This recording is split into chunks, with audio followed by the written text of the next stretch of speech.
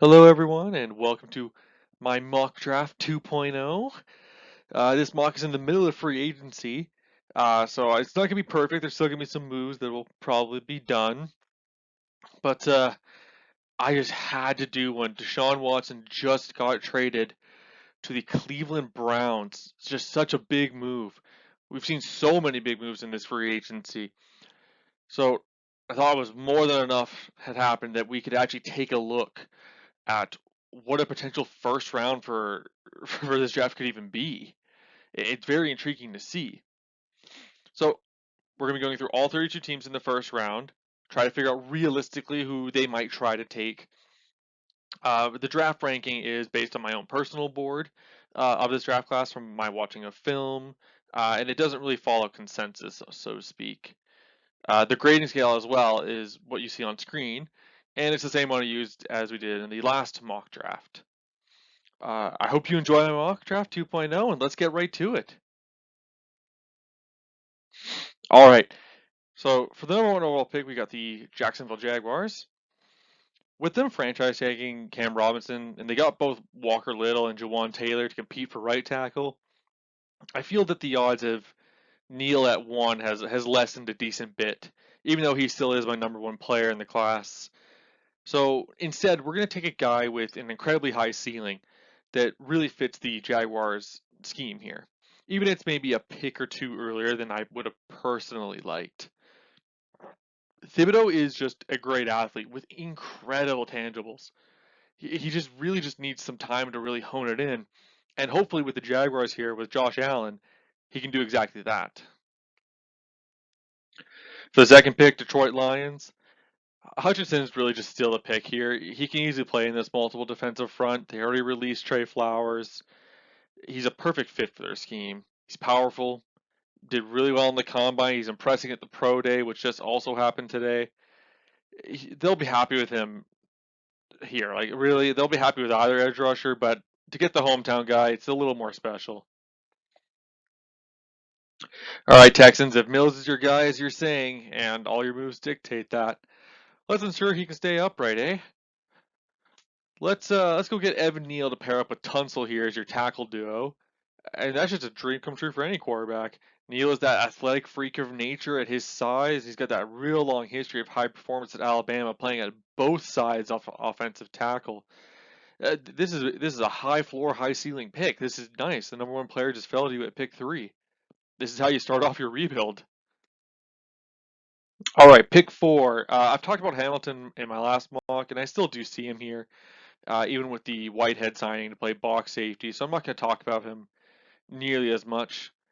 He'd be taking the role that Marcus May had, where he kind of goes up and down, mostly sitting at free safety. Having someone with that kind of build that Hamilton has, it's really hard for the Jets to pass off, considering how poor that secondary was as well. I think there's no reason that they really let Hamilton go any further, even if this is early on my board. This pick also has very little change as well. Dable and the Giants have committed to fixing that offensive line. They've already done moves of that in free agency, and getting Cross here helps that immediately. Very nice in pass pro, fits exactly what Dable wants to do at tackle. Now, I have a trade here. I want the Ravens to come up from 14 to 6, and they give up some assets this year, not too much. The Ravens are not very likely going to be picking this close to the top again next year. They had a couple poor 3-point swing games. Injury luck was not on their side.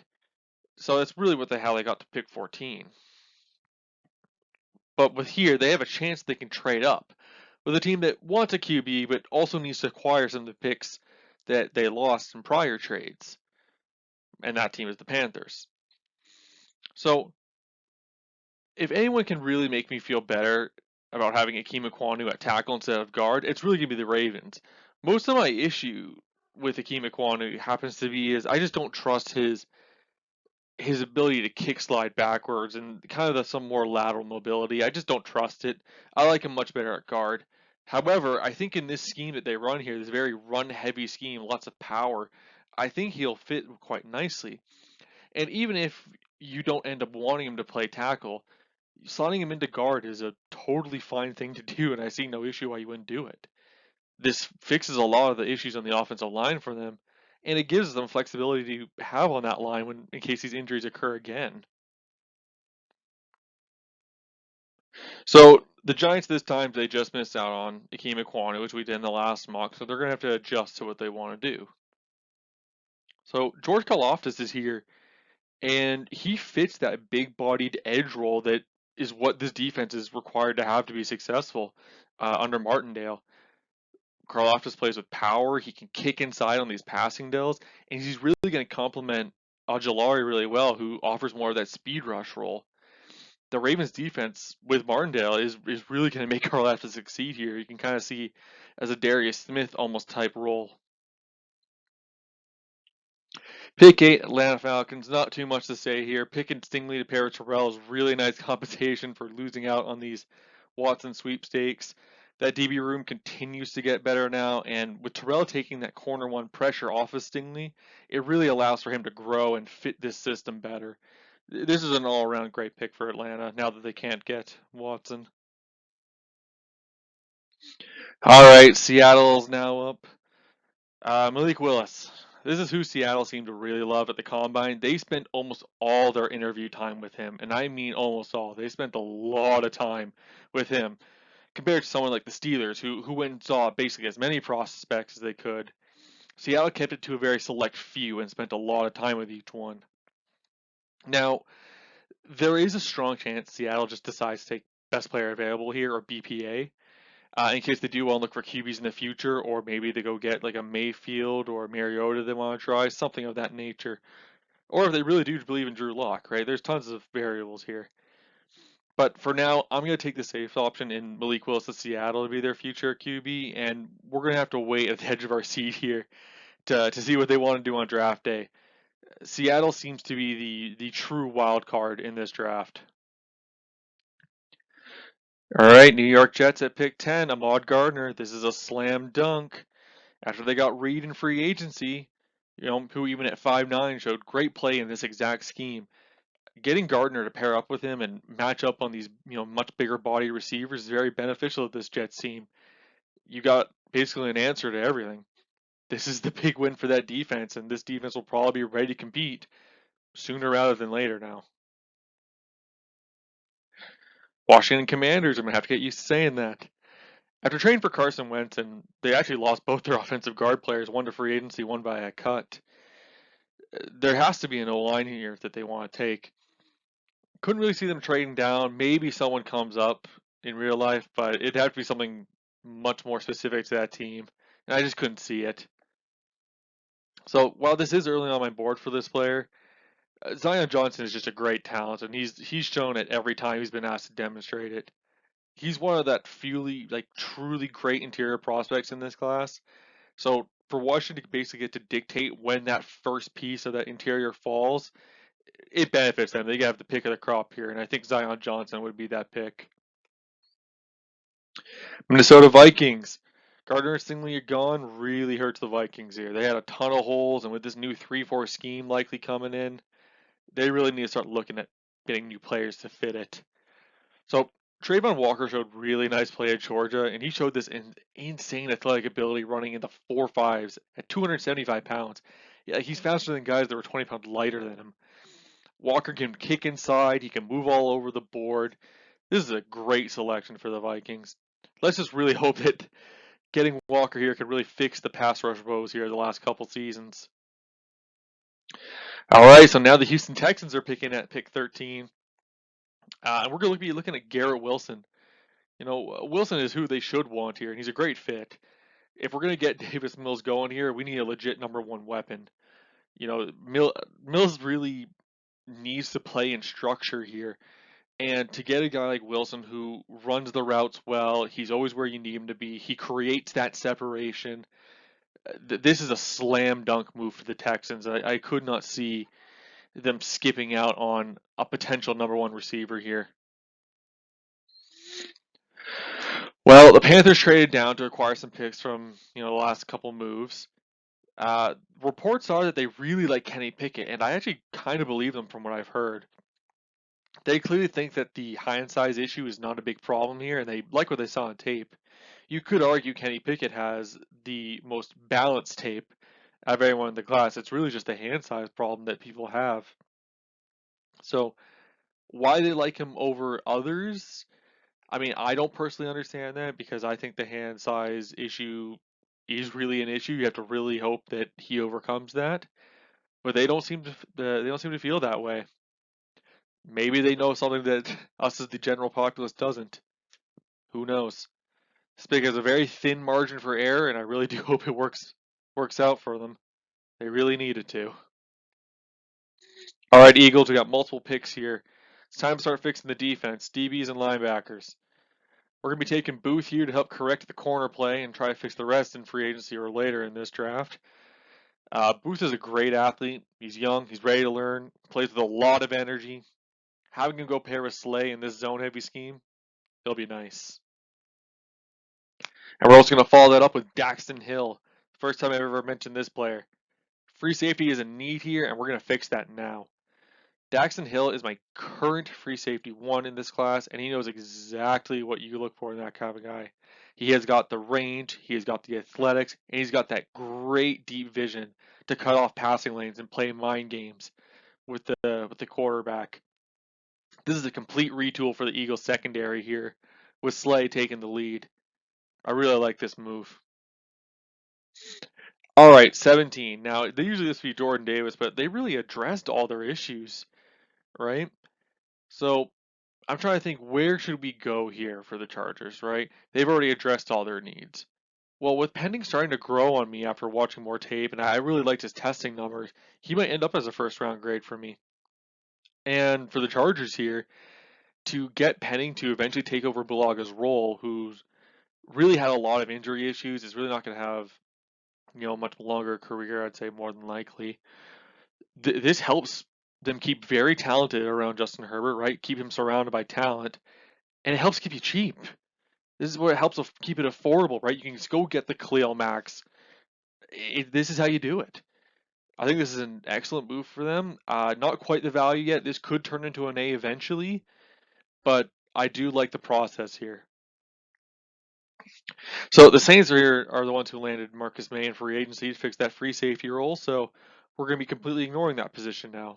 Now we're going to be looking at spots where they can get cheaper and more talented. So the one I'm going to be targeting here is left guard. Pete has been declining, and they're probably going to want to move on from him sooner rather than later. Getting Kenyon Green to compete with him for that spot and then hopefully take it over is really nice for the Saints. They get this team cheap, as I just said, so they can pay all these restructures because it's going to have them eventually. And Green's a great talented offensive guard. I really like this fit. All right, I said the linebacker, and here it comes. It's a big need here, and Lloyd has that prototype build that these teams are really looking for at 6'3", 235. He shows those nice athletics. He's really got the skill that you can see on tape as well, like that turning of hips. He has that good vision to feel out these run lanes, know what angles to take. It might be a little early for me, but with how big a need linebackers become here for the Eagles, and it's been an issue for years now, they got to make sure they get one of these top 3 linebackers on my board, or this is probably going to be an issue again. All right, Pittsburgh Steelers, pick 20. With that QB market getting thin quickly, a lot of teams are going to be getting that fear of missing out. And I do believe that fear will strike the Steelers after seeing the 2 young quarterbacks go before them. They spent a lot of time with both Howell and Ritter, who are still left on the board, and with my personal thought being I really like Ritter slightly more over Howell, I decided in this case I was going to opt to see what consensus was between the two. Now, consensus says that Howell is ranked higher, and with the Steelers spending a good time with him in those combine interviews, I decided that that was probably the more likely pick here. They might seem as the QB of the future, and for this GM's last draft, getting to pick the QB replacement for Big Ben for the future, it's kind of bittersweet. Steelers are basically going to have a 4-way QB battle for that roster spot now. All right, New England, we're going to get you a receiver. They did some moves at linebacker. They re-signed some guys. It's time to address receiver now. Treylon Burks is a special build, and he fits that really well here at the Pats. He plays hard nose, he gains yards, he run blocks well. This is really what you want to see. especially with how much he gains after the catch, which is what we see here, right? With a lot of these screen passes, right? Getting just basically the ball in their playmakers' hands, making it really easy on Mac. This is going to help do that. This should really help Jones get that offense moving even more into his second season. All right, Packers. Adams gone. Well, obviously, we're going to have to replace him now. Olave has been ranked as a first round grade for me for over 2 years now. He's got really nice feet to complement his athletics. His route running has always been very solid. He creates that separation, and I expect that's going to translate well to the next level. There's really no reason the Packers should not pick Olave here, especially with not only just Adams gone, they only have like 2 receivers on roster that actually have a contract. Green Bay, break the streak, pick the receiver. All right, Cardinals. No Zion Johnson this time, which is unfortunate. We're going to address a different issue. We're going to go look at the cornerback position.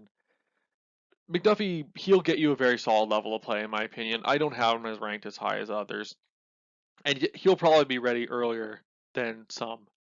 He fits in this scheme well here. I think the Cardinals are completely fine having a 5'11 guy play in their scheme. They have no issues with that, no hard cutoffs. This would be a pretty solid pick for the Cardinals to start off. All right, Cowboys. You wanted to move on from Cooper. You kept Gallup. Getting Williams here is a very nice compensation. And Jerry gets to sell yet another big name in Dallas all over again, the exact same way he did for Lamb. There's really nothing else to say here. Williams is a great player. He's probably going to be utilized by Dak very well. Slam dunk, go all offense. Let's see how this rolls. All right, Bills. Well, you get to plan for the future and help keep the team cheap. Linderbaum is falling due to that short arm measurement, and with him getting this late is potentially a steal if he actually does overcome those odds. I really like the scheme fit for him here. I like the athletics that he showed on tape, and the tape itself is still very clean. He'll be more than able to keep up with this high-paced offense that is run by Josh Allen. Tennessee Titans. This pick's not going to change too much. Tackle's really something they can get better at. You know, they missed out on Wilson, who that was a whole fiasco. They have Radins looking to play guard from what I've seen, so not tackle, who they picked last year. So they really need to fix this right side of the O-line and to really get this, not just run game keep churning, but they need Tannehill to actually have time to throw when the run game isn't going. So getting a guy like Bernhard Raimann here who fits the scheme is going to hopefully do that. We'll have to see how quickly he adjusts. But it's a very solid idea to do this move here for the Titans, especially with how quickly the O-line pieces have gone in this draft. All right, Bengals. I'm still going to have them trade up here, even though Kenyon Green isn't here. We're going to have them pick Darian Kinnard. You know, O-line has gone so quickly. It is incredibly thin for, first and second round talents at this point. I still like the Bengals coming up. You know, Kinnard showed nice talent at tackle at the Senior Bowl. He fits that really hard-nosed mentality the Bengals want. He can play right tackle. They've done a whole bunch of moves to fix their offensive line in this free agency, and the hope is that Kinnard maybe can be the last piece here. We're going to see if it works out for him. Green Bay's going to need another edge here, and I really don't think there's any doubt that people would really doubt that at this point. You know, Ojabo is the typical guy that most teams would want, but doesn't really fit what Green Bay usually does. He's an athletic freak, and he does naturally play in a 3-4 type scheme. I think he can make it work here, especially with Gary on the other side. It is unfortunate about his injury at the pro day. You know, it might make him fall even more than this. Do keep an eye on that. But I like the move by the Packers, and I like the thought process here. I think this is a very solid decision by them. Miami Dolphins. Devonte Wyatt has just continued to push and push and push up my board.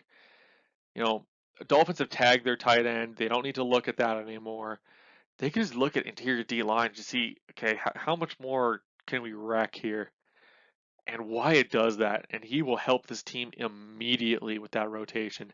He is incredibly fast. He runs a 4.77 at 315 pounds. He plays strong. He has a grinder mindset. He had to earn that spot at Georgia. He takes no plays off. Getting him beside Ogba and Wilkins and Jalen, like this could be a dominant defensive front. And I love that idea here for the Dolphins, who are just getting a new coach and starting up here. It's a great move by them. All right, Kansas City Chiefs. I think this is still Jermaine Johnson here. I like the athletics pairing up with Clark, who just took a pay cut. Yeah, Chris Jones to put pressure in the middle. He's really going to help their edge pressure, and he'll give some cap relief so they don't have to spend as much on other D-line talent. I really think there's no issues here with Kansas City doing this. Tampa Bay Buccaneers. Well, now that Jordan Whitehead is on his way out, we need someone to play that strong safety role, and I really like Lewis Stein to do that. A little early for me, but Stein fills that role, and Tall Bulls will really enjoy having that kind of player to pair with Winfield in the back of the defense. Stein can come down, he hits hard, and I mean hard, and he moves with a violence. This Buccaneers team will quite enjoy having him here, and he'll set that tempo for him. And with the last pick in the draft, I still really like Corral's the QB selection here, right? That high ceiling, it just really needs time to weed out the poor processing. And this team's not in a hurry to start him. They have Goff, they can kind of get by, get good picks, really regenerate this team, right, to a very acceptable standard under Dan Campbell. I can't really think of a much better fit for both sides of a team in this draft. And for that, we're going to be ending up our mock draft 2.0. I hope you guys enjoyed. I hope to do another maybe one or two before the draft starts. I'll see you next time. Later.